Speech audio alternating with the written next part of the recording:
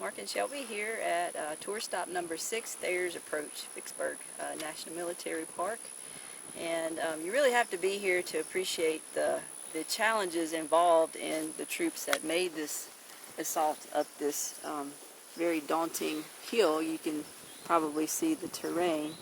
But interesting to note, there was a woman who made this assault on May 22nd, 1863, and we are going to follow in her footsteps. Specifically, I'm wearing my brogans to to try to recreate how difficult it would have been. So I'm even going to maybe provide some comedy for this video with these brogans as we attempt to scale this. So let's go. All right, we're picking back up, looking at the ridge Thayer's brigade would have come over. Thayer's brigade, mainly Iowa troops with the 4th, 9th, 26th, and 30th Iowa.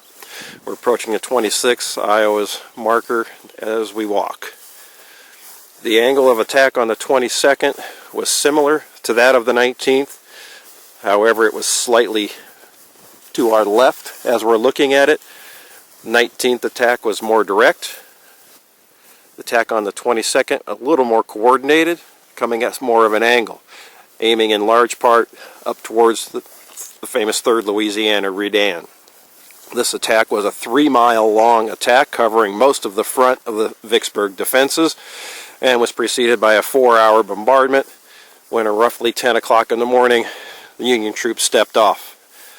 Thayer's brigade supported on their left by elements from Wood's brigade. Now as we pan back, Wood's brigade came from an area 3 miles down the road, going what towards today is called Fort Hill. Coming up, sliding in on Thayer's left, and approaching through that heavy wood line. Now the wood line was not nearly as thick at the time of the battle, but it was still a formidable terrain.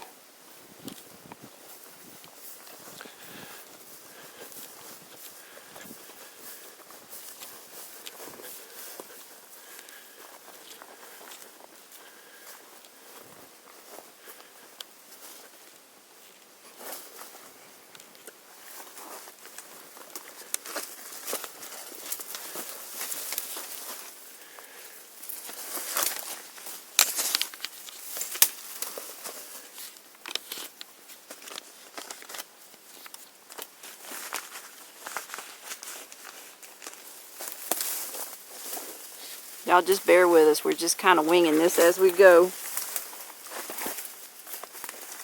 But it is difficult to imagine these soldiers making this assault across this terrain.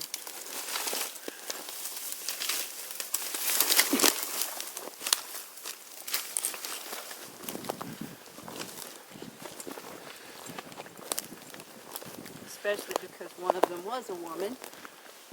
The woman making this assault was one of with Wood's brigade, specifically a Missouri woman, German.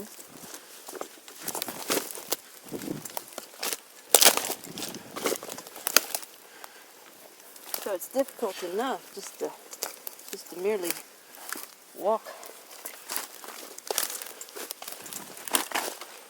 this. Can you imagine carrying, a 10-pound rifle?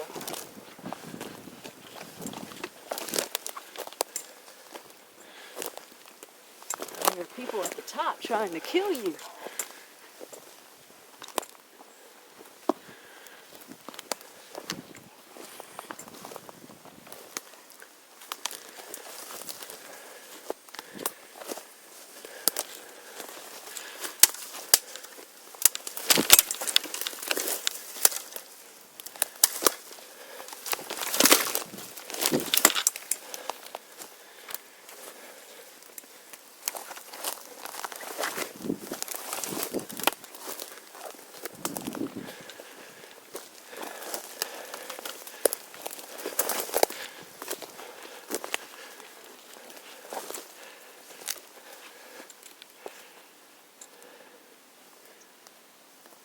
We're not barely halfway up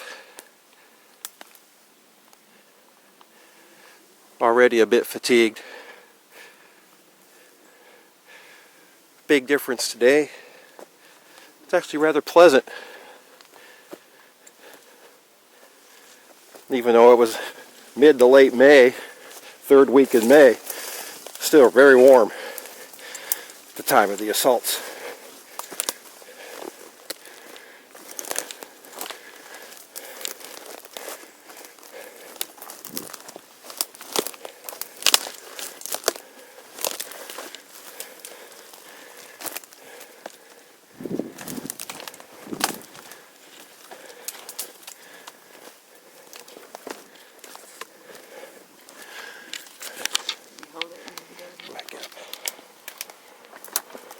You need to go ahead.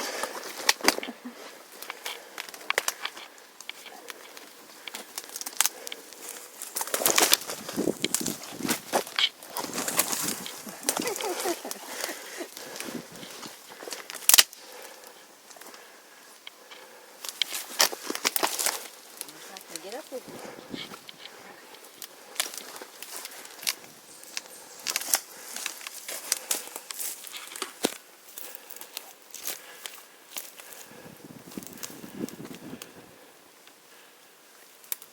As you can see, going through terrain like this, not exactly an easy proposition in brogans.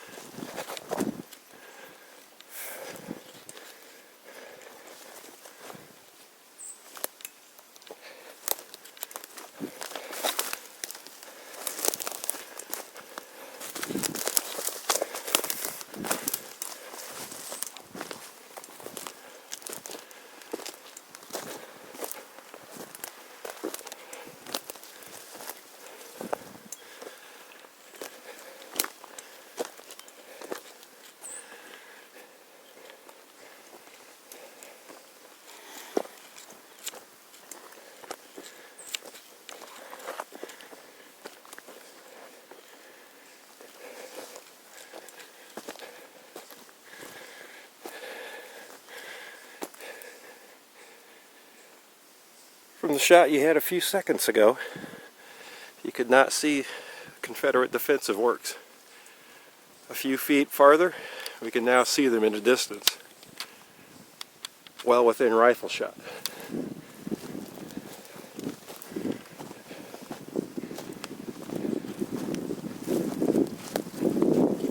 So we're now here about halfway up the slope, and this is about as far as the two Missouri units with Woods Brigade supporting Thayer's assault, how far that they got.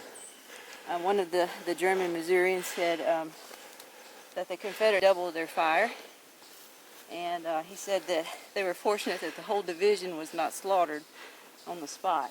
So they were trapped on the side of this hill. They could not go forward or backwards because of the amount of fire they were receiving. And so they just kind of stayed here, and they eventually were able to withdraw under the cover of darkness. And like I said, it's just awesome and amazing that a woman was able to accomplish such a feat that I'm sure her male comrades had trouble doing. And that's, of course, where we came. So we're now at the top of the Federal farthest advance, at least as far as our subjects are concerned. The two Missouri regiments. You can see the monuments directly in our front. Panning up, you can see the top of the hill. Now Fort Hill, as is noted on the tour maps today, is to our right. And to the left at an angle about through there, through these trees, would be the 3rd Louisiana Redan. The area of the assault on the 22nd was focusing in an area in between our front here, which is part of Confederate Avenue today, over towards 3rd Louisiana Redan. The area defended in our front, as you heard Shelby talk earlier about running a gauntlet of fire, we are now marching almost at an oblique angle, heading towards that 3rd Louisiana Redan. Along the way, we run into and meet and join forces with the famed forlorn hope of the assault. But our subject at hand and most of Thayer's brigade never got close to that far. They were stopped in their tracks, number one, by the terrain, and number two, by a very galling fire coming from Louisiana troops directly in our front, specifically the 26th and 27th Louisiana. But I do talk about this in more detail in my book. I look forward to getting that out so everybody can read more about this woman who was here and participated in Thayer's assault. And now we get the joy of going back the way we came. So until next formation, rest.